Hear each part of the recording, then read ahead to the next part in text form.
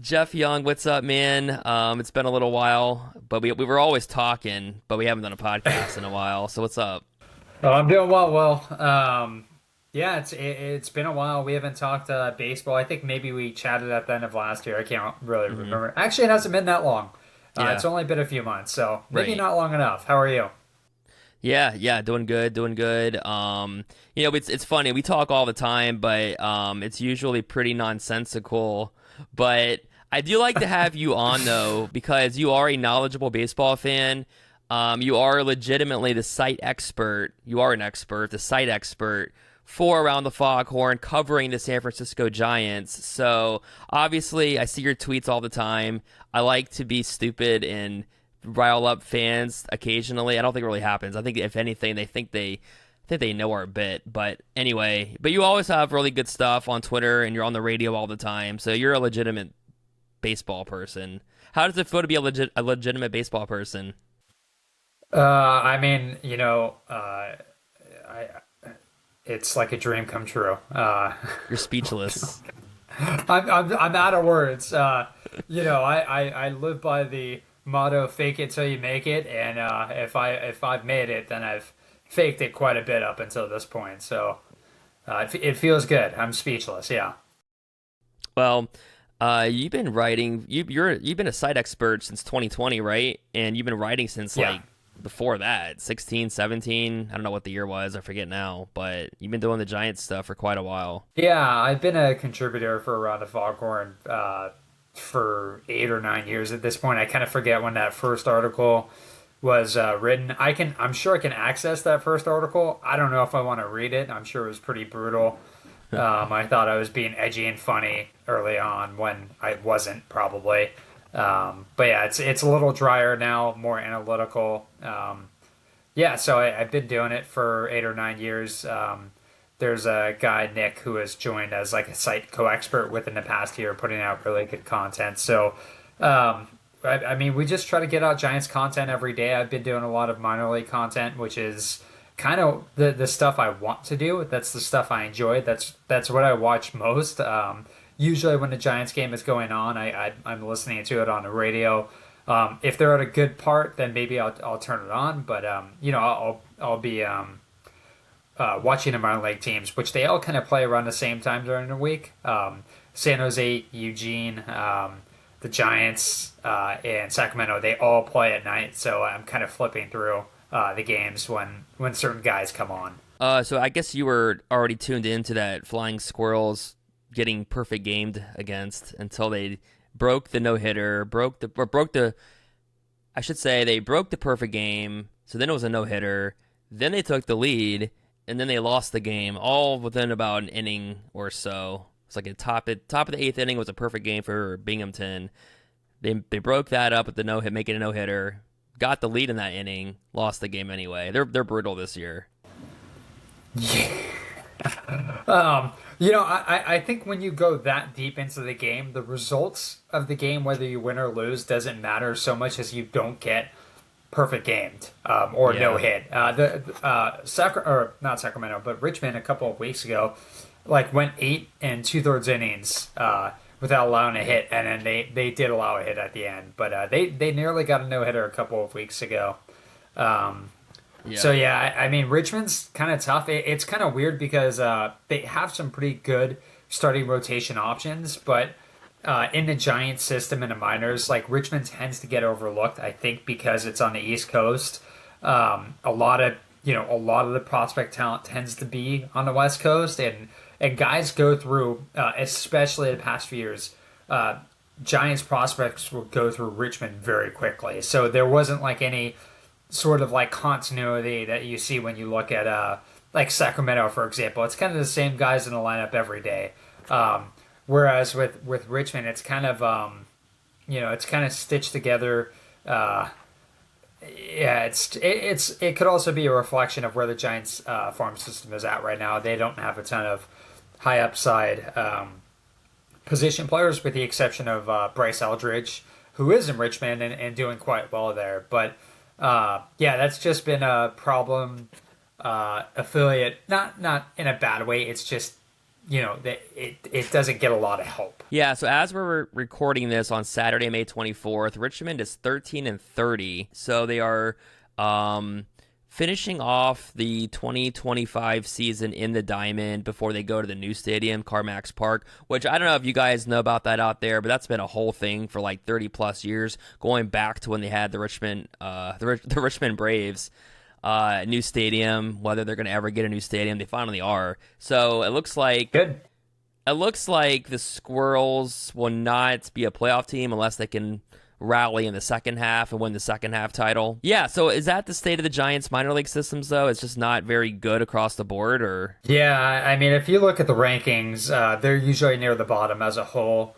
Bryce Eldridge, again, one of the exceptions there. He's one of the highest rated prospects, regardless of the prospect publication you use. He's a first baseman, hits with power. He's only 20 years old. Um, they did land one of the top international free agents in this year's free agency class. And they also are expected to land one of the top free agents in next year's international free agency class. So that could start to turn quite a bit. But when you look at when you look at the state of any team, really, it's really for the most part a reflection of how they drafted 4 or 5 or 6 years ago. And the Giants just haven't had a lot of hits. I mean, uh, they're starting to see some of that come through. I mean, their rotation right now is on the younger side. Logan Webb's the old guy right now. But Hayden Birdsong, Kyle Harrison, and Landon Roop are all guys who were drafted within the last few years, and they're all pitching out of the rotation at this point in time. But they haven't really developed a ton of position players over the past 10 or 15 years. Uh, Elliot Ramos was an all-star last year, but again, there's not enough hits internationally and in the draft that they've had to be able to build up a really good team. So they have to build a team through free agency, and that's not only difficult to do, but it's also really costly. So it's why they have to go out and spend $15 million on a Justin Verlander, or spend $172 million on a Willie Adames. It's that could end up being a good deal at the end, but it's also very costly to build a roster that way. yeah. So Willie Adames is kind of looks like he's kind of struggling to start the year. He is. He's. I don't have the numbers in front of me, but he hasn't really gotten a rhythm going at the plate. Every few weeks, it feels like he gets a couple of good games going, and then he just falls off right after that. And one thing I noted today is that his bat speed is down quite a bit compared to last year.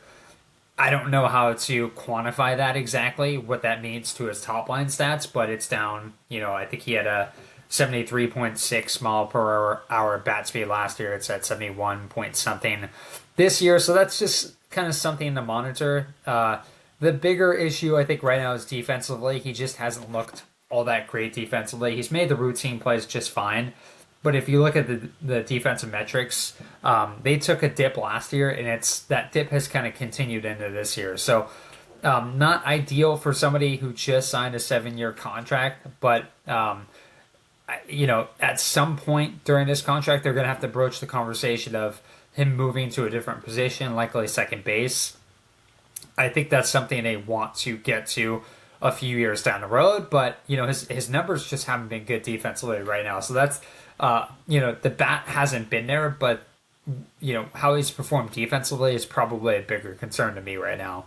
Yeah, and then Justin Verlander is 0-3. He hasn't even won a game yet, but I guess it looks like he's been okay though, right? Not maybe not great, but decent. I mean, it looks like he's only given up like a couple runs per start for the most part. Yeah, I'm pulling up his numbers right now. He has a 5-6 innings per 4.33. start. Yeah.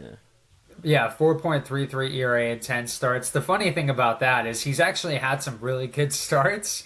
Yeah. And the Giants bullpen, which is, Uh, by ERA, the best bullpen in baseball, wow. they've kind of picked his starts to really have the bullpen blowups.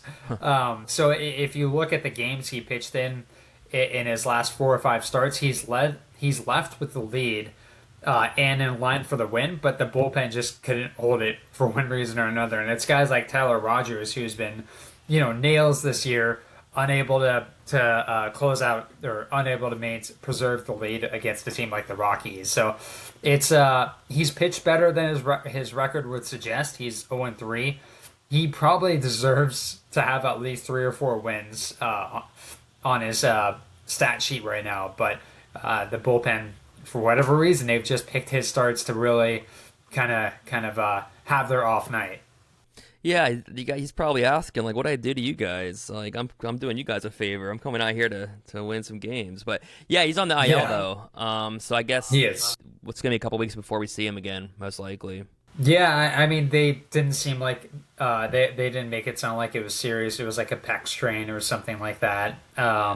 So I don't know if this means he's going to be out for 10 days and then have to do like a rehab assignment after that. But they did make it seem like it was a minor injury and that he would miss kind of minimal time. So they'll be happy to have him back. In the meantime, it kind of opens the door for Kyle Harrison, one of their top young pitchers, to see if he can establish himself as a starting pitcher in the majors. He pitched today. He gave up 2 runs in 4 innings.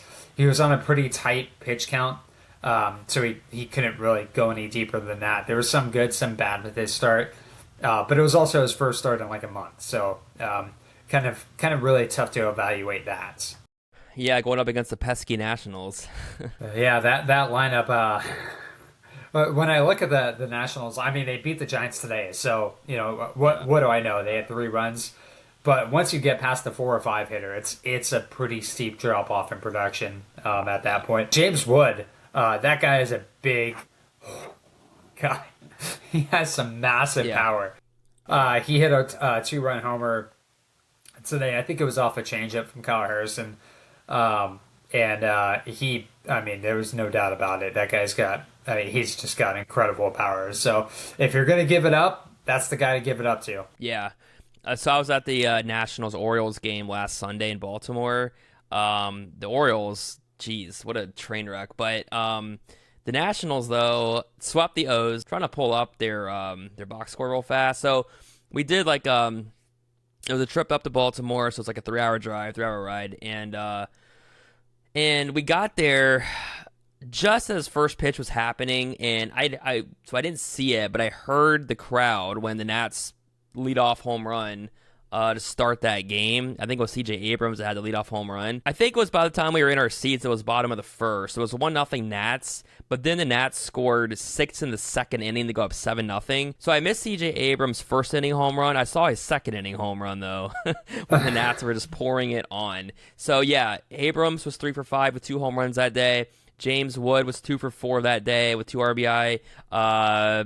They just, up and down the lineup. Now we know the O's are just what a dramatic, fall off. I mean, I don't think they were weird last year. Second half of the year last year, they were kind of iffy, but they seemed like a team. They were in the playoffs, and I don't know. Did anyone else think that they were gonna maybe people thought their pitching was gonna be an issue because I know like they lost Corbin Burns who went to Arizona. Oh, yeah. But I mean, this dramatic of a fall off. Did anyone see them being 15 and they were 15-30 when we saw them play last week, and now they've won 1 game since then. Yeah, I mean, I don't follow the Orioles as closely as I do the Giants, obviously. Oh, they won today though. But from an outsider, what's up? They actually won a game today. They had a doubleheader, good for so them. they lost in one. They had 2 games, so that doesn't count. But from an outsider's perspective, with the moves they made this offseason to like string together the rotation, that to me was like a red flag from the get-go. I was like, this is not this is gonna fall apart, and that's certainly been the case. They've already let go of Kyle Gibson. Charlie Morton's been relegated to the bullpen, so they loaded up on back-end rotation arms. Yeah. And I don't know what they expected to happen there, but it's been it's Brandon Hyde's already it cost him his job already. I mean, this guy was manager of the year in 2023, I believe, and it's not really his fault. I mean, it's not like it's not like he can go out there and pitch himself. I mean, that probably would have been the only other viable solution. But this is one of those things like that competitive window. It opens and closes so quickly. You got to take advantage when you think you have the right players in place. And for a team that has all this young talent to not really supplement it in free agency, that feels like a pretty critical miss to me. And that might cost Mike Elias, their general manager, that might cost him his job because they were patient while the team was Yeah. rebuilding. They didn't do it. It really wasn't good for baseball for them to not try whatsoever and just load up on draft picks. And then they started to turn it around the past couple of years. They reached the playoffs, but yeah, it's not looking good for them. And 15-33. I'm sure there's numbers like about this, but I'd be surprised if there was ever a 15-33 team that reached the playoffs in that same season. So the dive can happen pretty quickly. I mean, I saw it with the Giants in 2017. They they fell apart right away and they never really recovered from that. So this kind of feels like this is where the Orioles are at this year. They can still be a good team. They have plenty of young talent, but man, that pitching is uh it's what I expected it to be at this point, I guess. Did you expect them to be 17-34 around Memorial Day? Not at all. I thought they'd be more competitive, but I didn't think the pitching staff was really going to be a.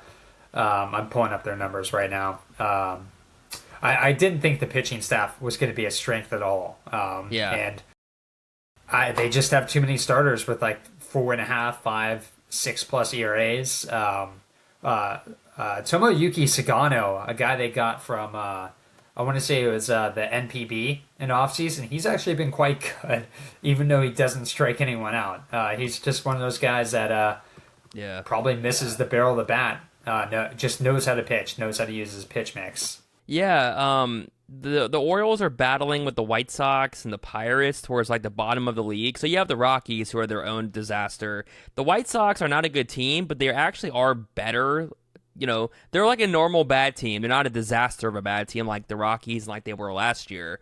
The White Sox have actually made a little bit of ground. They look competent, I guess, more or less. Or at least they feel more competent.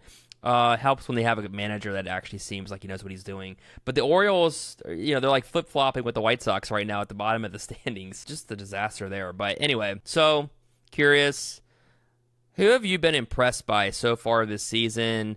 Like team, player, and it could be any, I kind of gave you a heads up on this earlier, so you could kind of maybe think about it casually and just be like, here's what I've looked at or here's what I've thought about. But who, like, if you had like a top five, who would you say any team, any player in the league, who has been a surprise? I'd say, and I'm not saying this because I know you're a Cubs fan, but the Cubs have been the team that's impressed me the most. They've played a really good. They've had a really tough schedule and they put together a really good record.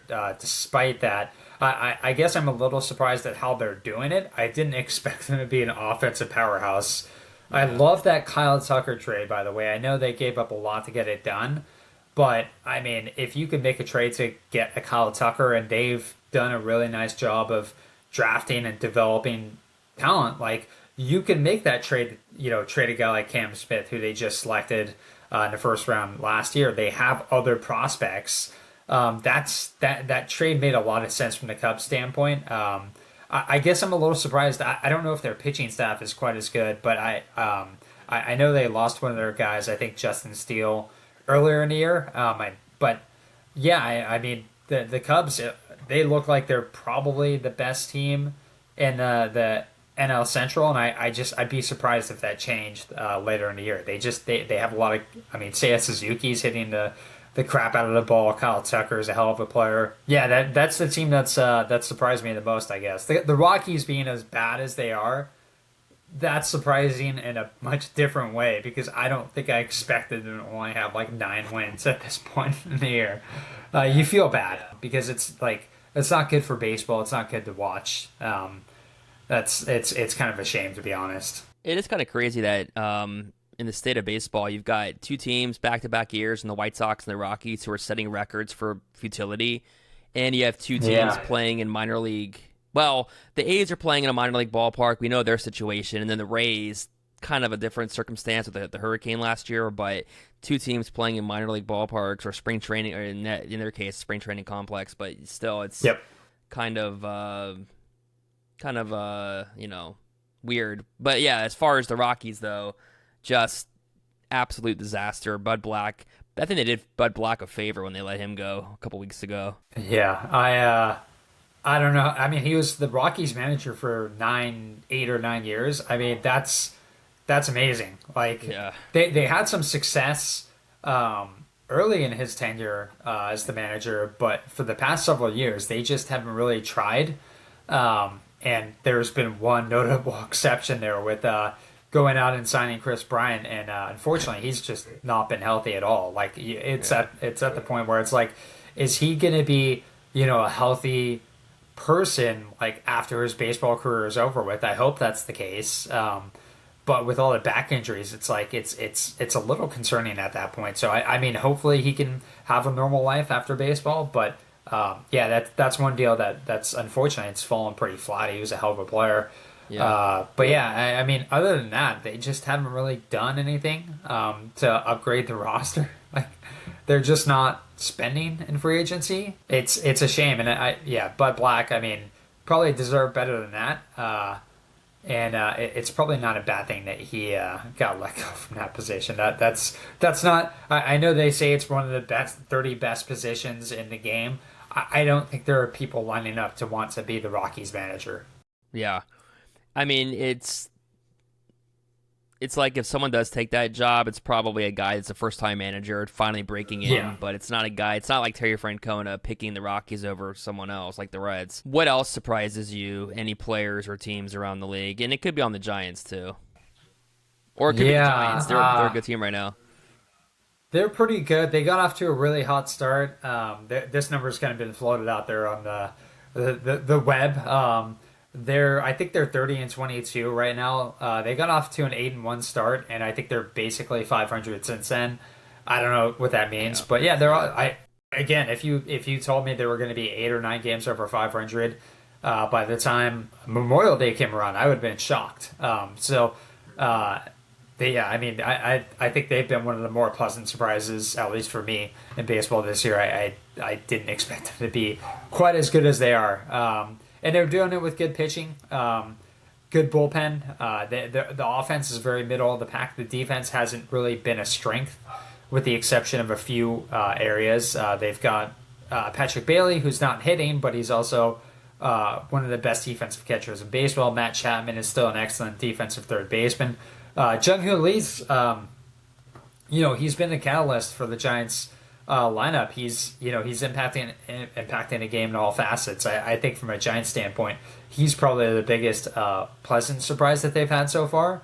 Especially since he missed so much time last year. He didn't really get a chance to have that adjustment because he around this time last year he sustained a season-ending shoulder injury. So really off to a really nice start this year. Oh, I know what I was gonna say. The Rockies, they have more playoff wins than the Cubs since 2018. One, because the Rockies eliminated the Cubs in the wild card round in Wrigley in 18, but they have more recent playoff wins than the Cubs do, which is crazy. That's got to feel awesome if you're a Cubs fan. So, yeah, they have one Oh, playoff win, one playoff series win since 18. More recent than the Cubs. getting in the playoffs is hard, and it's hard to win in the playoffs. So yeah, it's been a while. I think 2017 was the last time 2018 was the last time the Cubs made it to the playoffs. Yeah. 2017 was the last time they won. Not Yeah, including the that's right. 2020 not including the 2020 COVID year when the Cubs got swapped in 2 games or whatever by Miami. Oh, The A's were also in the 18 playoffs too, which is funny to think about. I forget that they played the wild card game against the Yankees that year, but New York played yeah. Oakland in 18 playoffs. Did you ever watch the show Around the Horn? Oh yeah, I know they just had their last episode yesterday. I liked it. It usually came on when I worked. I mean, Yeah. when I worked. There was a sandwich spot I would go to when I first started working, and it'd be around 2 o'clock and 2 or 2:30, and they'd be playing that show, and I'd watch it. They were really enjoyable to watch, and I think the discourse there was good and authentic, and Yeah. it's a shame that they shut it down. I don't know if it was due to ratings or anything like that, but they had good people on the show, and they talked intelligently about sports instead of like, what's LeBron James doing right Yeah. now? Like it's just like Yeah. I don't know. I can't even watch ESPN most times because it's like, how do we insert the Lakers into this conversation? Like I Yeah. just I can't do it, man. Yep. Cowboys, Lakers, LeBron, yeah, talking heads, shouting. So I bring up Around the Horn because this is going to be kind of an homage to Around the Horn, buy or sell. So like I'll just give you like a couple of different topics and you can tell me Sure. if you buy or sell, you know. And I actually didn't think about it. I was thinking like how do I want to format this? And I thought, oh, like buy or sell on some stuff. And I was like, oh, Around the Horn. It came together after that. I wasn't trying to force that in there, but it just kind of happened. So anyway, we just talked about the Giants. Definitely, like Memorial Day is kind of that first on, Yeah. you take stock of the standings, and they're right where you want them to be if you're a Giants fan. So buy or sell, Giants are a playoff team in 2025. I didn't expect them to be prior to the year, and I'm Yeah. gonna stick with them probably falling short. I think the NL West is too strong. The Padres are a good team. They just know how to. They've got a great pitching staff. Dodgers are obviously a powerhouse. The Diamondbacks are pretty damn good, and the Giants just don't match up well against them, to be honest. But I'm looking around the league. I see the Mets and the Phillies as the top teams in the NL East. I think the Cubs are probably going to be the lone representative in the NL Central. So I'll sell. Yeah, the Padres have been kind of struggling a little bit, but they had a really hot start. Yeah. And it's due. They are a good team. You figure they'll probably turn that around here sooner than later. Aaron Judge has been hovering either above 400 or right around 400 the entire freaking season so far. Buy or sell, well, he hit at least 350 this year. Let's go with buy. An incredible player, one of the best of all time. I'll do buy above 350 and definitely not hitting 400 though. Yeah, I remember when Chipper Jones hit 400 like into June, I Yeah. think, one year, right? Which Yep. is insane. Oh, I just thought of this. I just remember this too. I heard the stat. Ellie De La Cruz was about, at least at that time, like a couple days ago, was about to pass Tony Gwynn in career strikeouts. Now, obviously,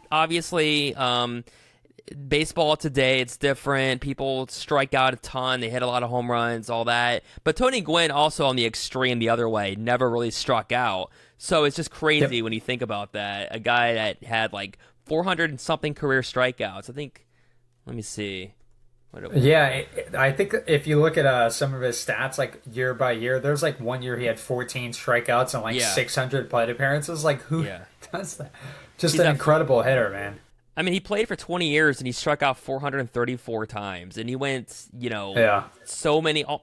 He barely struck out in a single season, which is just insane. I know that he's like one of the greatest hitters of all time, and it's an extreme in the other way, but Yeah. it's not like Joey Gallo, like in the other. Yeah.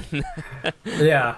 Oh, speaking of Joey Gallo, I guess he's pitching now. I don't know Has how that's he going. signed with anyone yet? Or like I know that's kind of his second career right now, but Free agent. I see that happen with players, and you don't really see much come from it after that. But I know he has a good arm. I'm looking Tony at it Gwynn here. was one of my favorite, probably my Oh, favorite yeah. non-Giants hitter of all time. Yeah, no, he was tremendous. And yeah, Ellie De La Cruz, for at least as of right now, I don't know if this is updated to include maybe whatever happened in Saturday's game, but 427 strikeouts. So yeah, he's Yeah. right there. And he's only in his third season too. It's just but again, everyone strikes out a ton these days compared to maybe what it used to be, and especially compared to Tony Gwynn. Okay, so you were talking about the Cubs, and you're right, they've been a pleasant surprise. And, people have been waiting for them to be a playoff team again, and people are getting frustrated with Jed talking about how we need guys to kind of, maybe guys that are kind of on the fringes to outperform the back of their baseball card and all that. But so far, it's been kind of working in that way. PCA, Pico Armstrong, has been on fire almost, since day one. Had, a huge game on Friday, 2 homers, his first career grand slam. To buy or sell, will PCA be a finalist for MVP? Man, you really need to project the stats at this point. I'm gonna say buy if he stays healthy, man.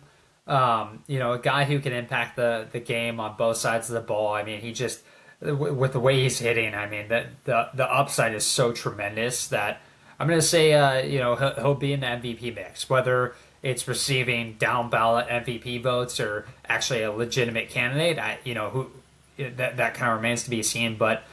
I mean, he's probably one of the most valuable players in baseball right now, if not the most valuable player. Yeah, he's like leading. I think he was like either leading all of the National League players in WAR, or at least is up there. He's got like a 900.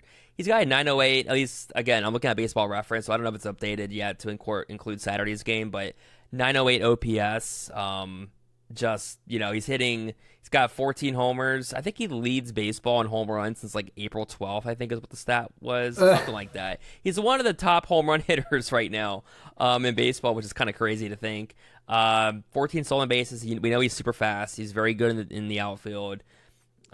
Just doing it all. And we've been kind of waiting for the bat. When he first came up a couple of years ago in late 23, he couldn't hit, or at least at the time, the offense wasn't there yet.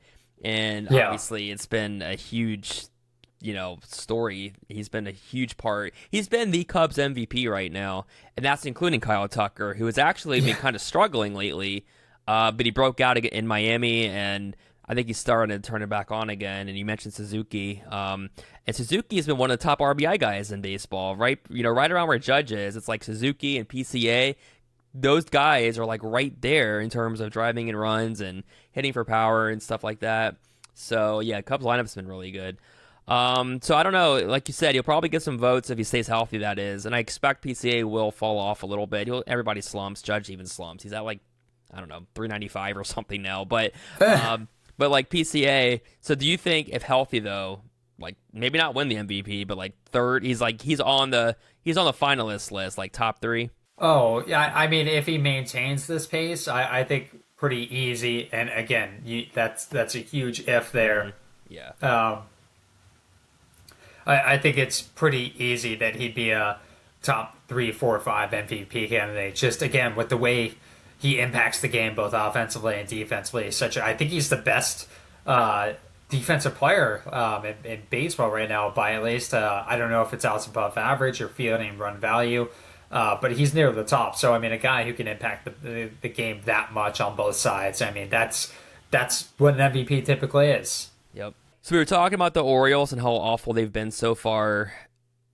And before they beat the Red Sox in their second game today, they were like behind the White Sox, but I think they surpassed them again. So they're right. They're duking it out for basically worse in the American League right now. But will the Orioles finish with the worst record in the American League? That's a good question. I don't have the numbers in front of me. I don't have the standings. I'm gonna say probably still the White Sox. Besides Austin Slater and Mike Tauchman, I can't really name a guy in the White Sox right now. Yeah. Yeah. I honestly, if it's not Giants, I really don't know what's going on. So I'm going to say it's going to be the White Sox. I think it's like the Orioles have more talent, obviously, than the White Sox. Yeah. But the White Sox came from rock bottom, where the Rockies are right now, basically. So compared to last year, the White Sox they're bad. Pretty much the same record as the Orioles, the Orioles were up here, they're down here. White Sox were down here, and they're kind of, So still down. They're still down there, but it's like respectable, if that makes sense, compared to at least where they were. So it's like the Orioles have more talent than the White Sox, but the White Sox are just it kind of feels like they can, on any given day, put up a good fight.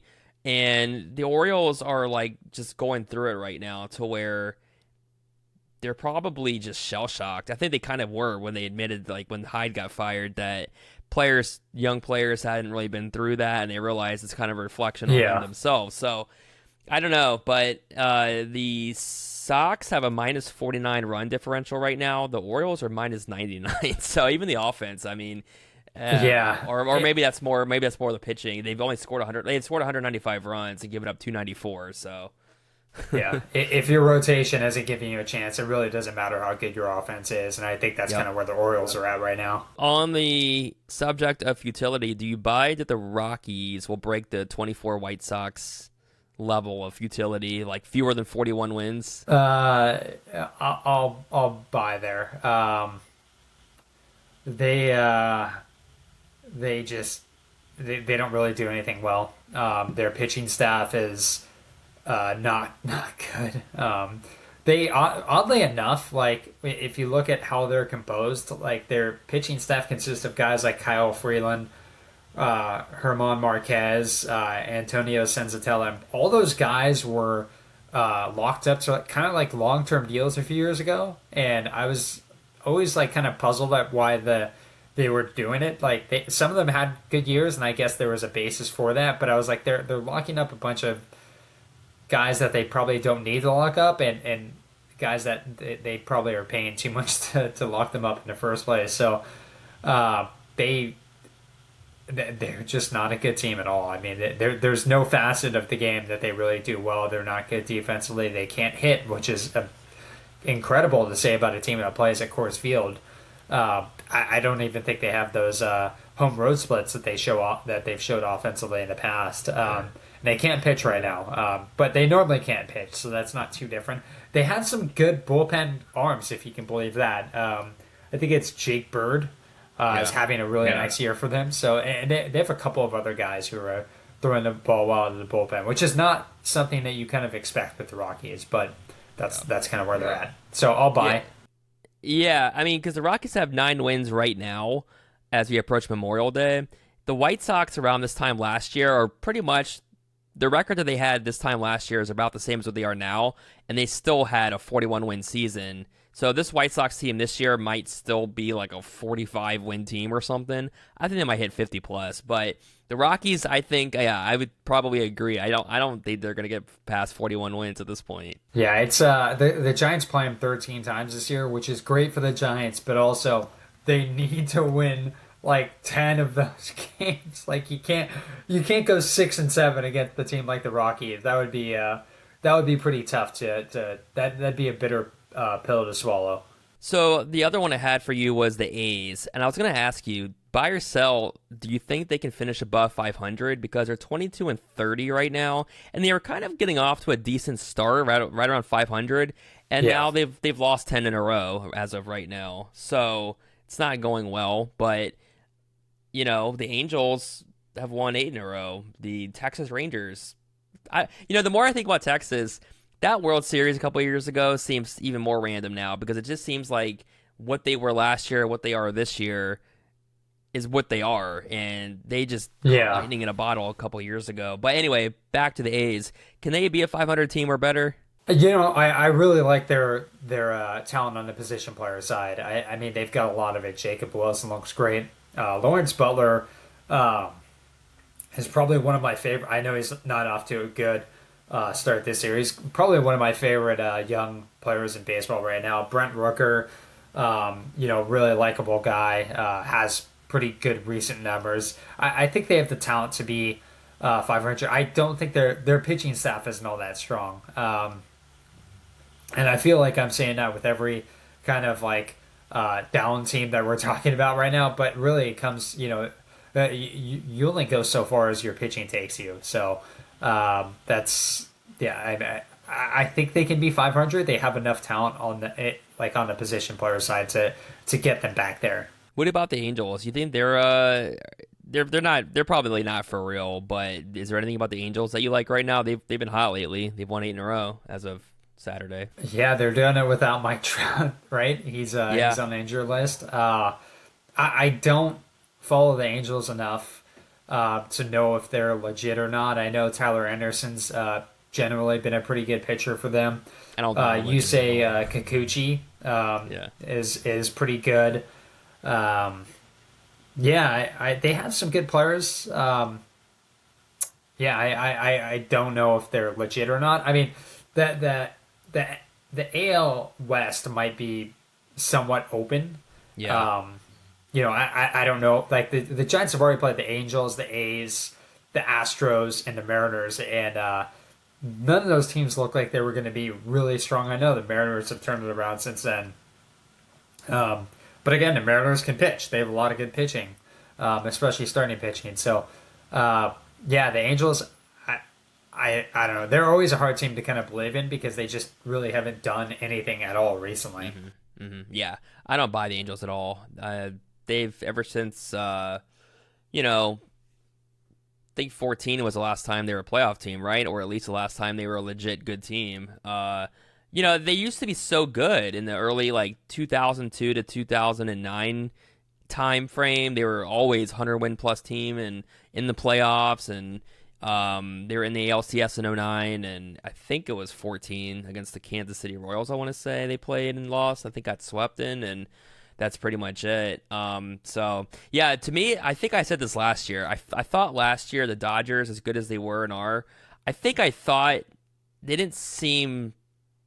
Maybe I don't know if I said this or not. I feel like I said that it felt kind of wide open last year a little bit. Like, yeah, Dodgers are great, but they always fall off in October, or they weren't killing it maybe in this regular season as often as they can do.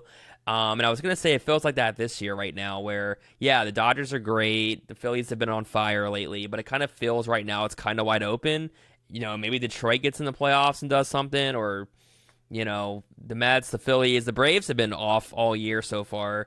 I'm waiting for the Braves to get going, but it just kind of feels like it's a little bit wide open right now. Do you feel that way, or do you feel like Dodgers? I mean, I think you would probably agree the Dodgers are still, like you said earlier, kind of heads and shoulders. Probably San Diego is probably closer to the Dodgers, but like I know you're probably expecting, yeah, the Giants might be a couple games out right now, but Dodgers are still probably like the king of the West. But do you still feel like cream will rise to the top as it usually kind of does in the playoffs, or is it kind of feeling more wide open overall? Like in terms of who's gonna make the playoffs, or Just like who's yeah, gonna go. I guess like just in terms of a team that could win it all. Like I just feel like there's not necessarily Dodgers are a great team. Maybe the Phillies are a Yeah. great team, but it's like I don't necessarily feel like there's one superior team that's heads and shoulders above everyone. I kind of feel like there's a crop of teams right now that you could feel good about if you're a fan of any of those teams. Yeah, I mean, I like the Phillies. They're not hitting as much right now. They've got a really good rotation with Zach Wheeler, who's become like a perennial Cy Young Yeah. candidate. They just have a good starting rotation, like Christopher Sanchez, Ranger Suarez, Taiwan Walker is even throwing the ball well. Even though he was kind of relegated to the bullpen earlier in the year. Aaron Nola is the only guy who's not pitching well for them. But yeah, I mean, you look at that rotation. You look at some of the high end offensive talent they have with Harper and Schwarber. They could give a team like the Dodgers a run for their money, and I think the same is true for the Padres. With Michael King and Dylan Cease and Nick Pivetta, I thought that was like one of the I understand why he stayed in free agency for so long this year. I think that qualifying offer really depressed his level of interest with teams. But with the move the Padres made to sign him, I was like, that's a really good landing spot for him. And that's turned out to be the case. They also have the high end offensive talent with Machado, Jackson Merrill, Fernando Tatis. So those are the two teams that stand out to me. Even the Mets. The Mets are David Stearns. They're president of baseball operations. That guy's, wherever he goes, the teams win. Those are the three teams that really could pose the biggest threat to the Dodgers, but it's still the Dodgers to lose, even if I think their pitching staff is on the injured list right now, most of them. Yeah.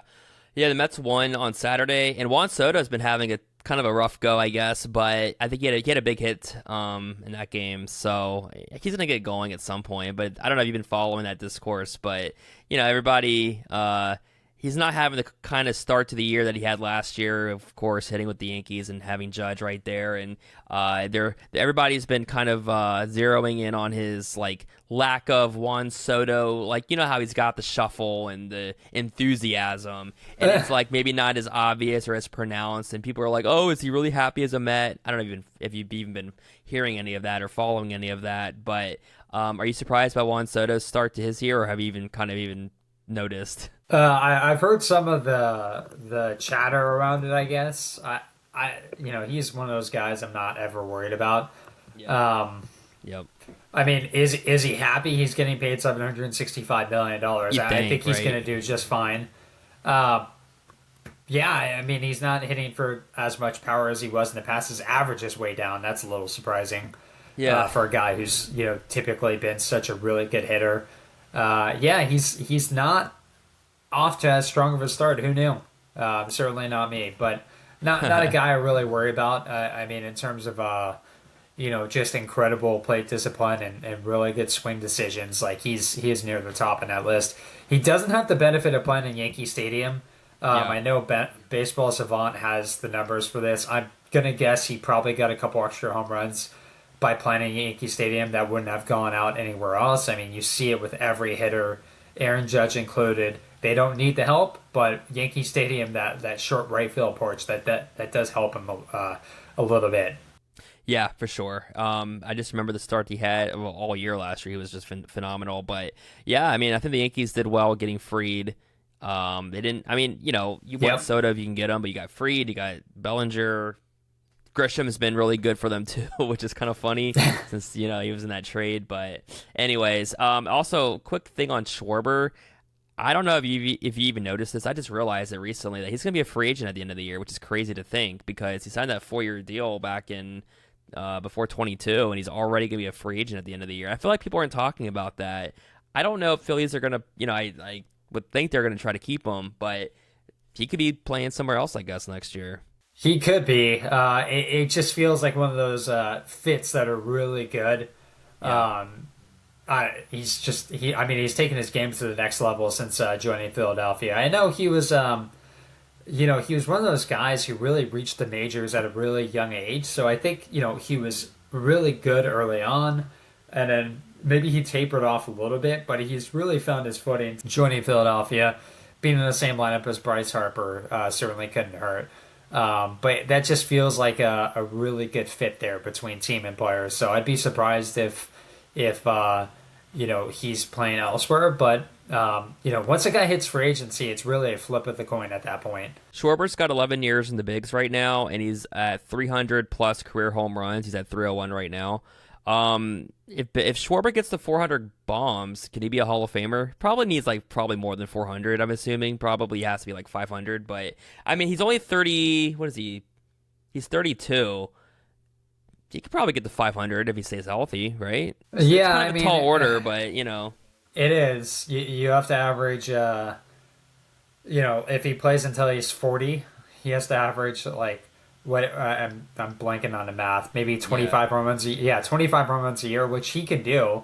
But baseball these days, it's not about the kind of romanticism of players like really trying to achieve those career accolades. That's gone at this point because like no one wants to sign like if he's an aging power hitter or an aging hitter, um, teams aren't going to give him an opportunity just to give him an opportunity. Like look what happened to JD Martinez. He was he had a hell of a year in 2023. He had a down year with the Mets in 2024 and hasn't. I don't think he's even been offered a contract. I mean, it doesn't take much. It really all it takes is one bad season for you to pretty much be out of the game in today's game. It's a little more cutthroat than it was in the past. So yeah. I don't think he'll get the 500. 400 certainly a possibility. I don't think the Hall of Fame is really an option for him at this point. What's a big prediction you have for the rest of the season? Let's say the Royals are make it to the championship series, the ALCS. Okay, We'll say that. that could happen. I mean, they are a good team.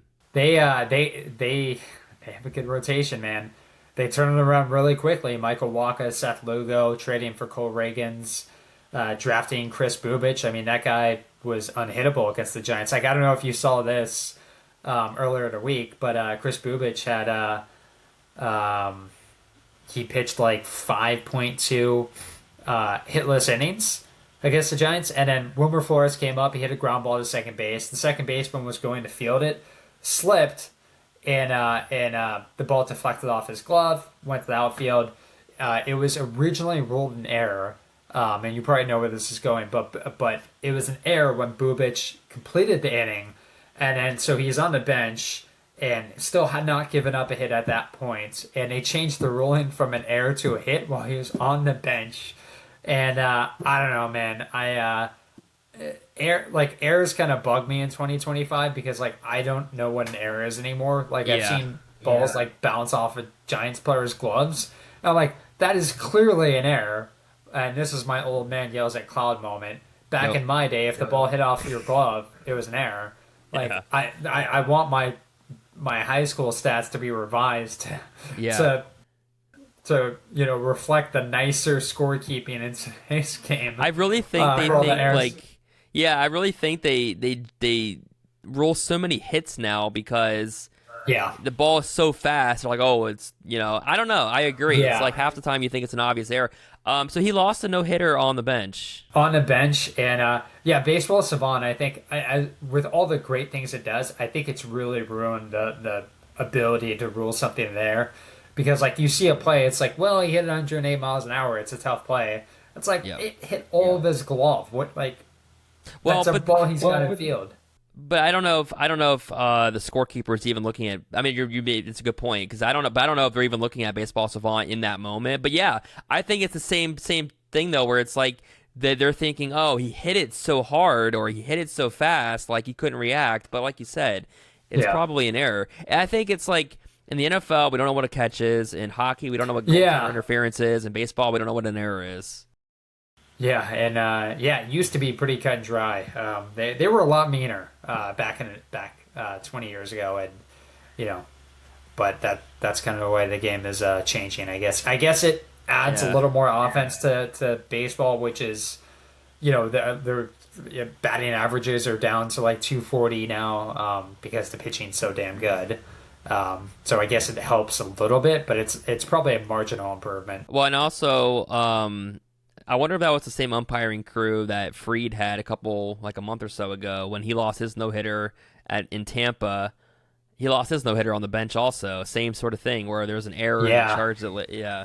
And you change it. It's like yeah, that's you're supposed to do that after there's already been a hit, maybe, but not when it's a no hitter. Yeah.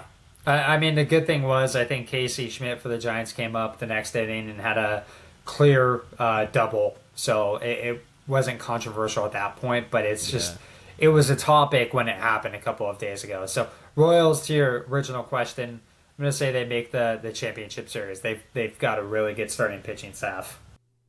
Yeah, they're a good team. Well, Jeff, thanks again for popping on and chatting some baseball. It's been fun. Yeah. Thanks for having me on, Will.